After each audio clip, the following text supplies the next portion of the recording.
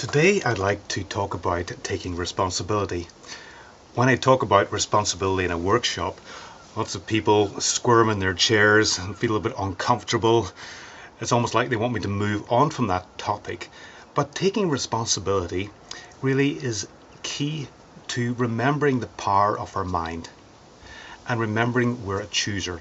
What we do with the word responsibility, I guess, maybe comes from when we were little and maybe at school, and the search is who's responsible for writing on the blackboard. And of course, the person on the pupil who's responsible are the bad ones and you've done something wrong. So we often link being responsible to being bad or at fault.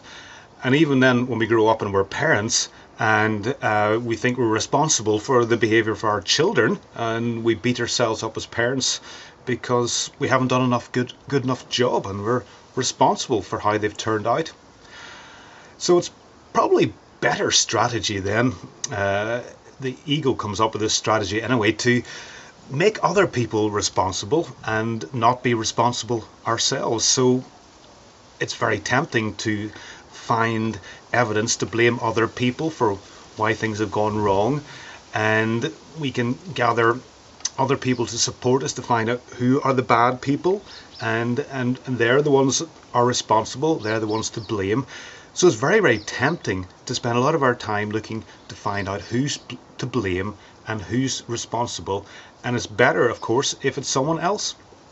But the miracle goes, you're responsible, and that's often difficult to swallow. But the miracle follows up very, very quickly, and it's almost like two steps in one, by saying you're responsible, but you're responsible for nothing that has any real consequence. So what it's talking about there is it's saying that we're responsible for that choice in our mind for fear. And when we go there without the miracle, we think, oh, we've chosen fear in our mind. Terrible thing to do. We're horrible, terrible people for choosing fear, and look what's happened. Then we're fearful of situations, we're fearful of death, we're fearful of our bodies getting ill, we're fearful what will happen to us. So the results or the effects of choosing fear in our mind has enormous consequences in the world.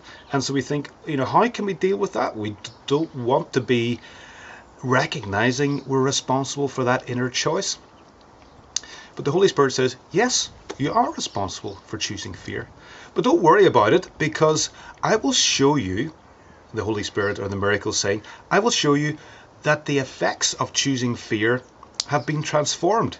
So instead of having an ill, unhealthy body, or having concerns about health and illness, the Holy Spirit transforms that and takes away our concerns, or gives us a healthy body. Instead of fearing other people, blaming other people, the Holy Spirit says, those people that you blame are your friends. They're your close friends. And I'll show you they're not to be feared. In fact, there's no one to be feared. There's nothing to be feared, not even death.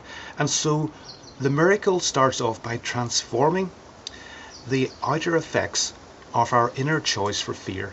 But it only does that to show us that our choice for fear had really no consequences, and why make it into a big deal? There's no point in calling ourselves sinful and horrible because we've made a choice for fear, when that choice for fear has no consequences of anything that really matters. It's interesting the way the miracle starts off. It starts off by saying, the consequences of fear in the world, I'll transform those for you, but I'm only doing that so that you remember that you're a chooser, you're a decision maker, but the decision for fear you made in your mind has no real consequences.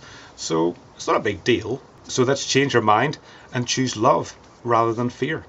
And I explore this topic a little bit more in my blog this week, which is called The First Step Out of Fear is That I Am Responsible.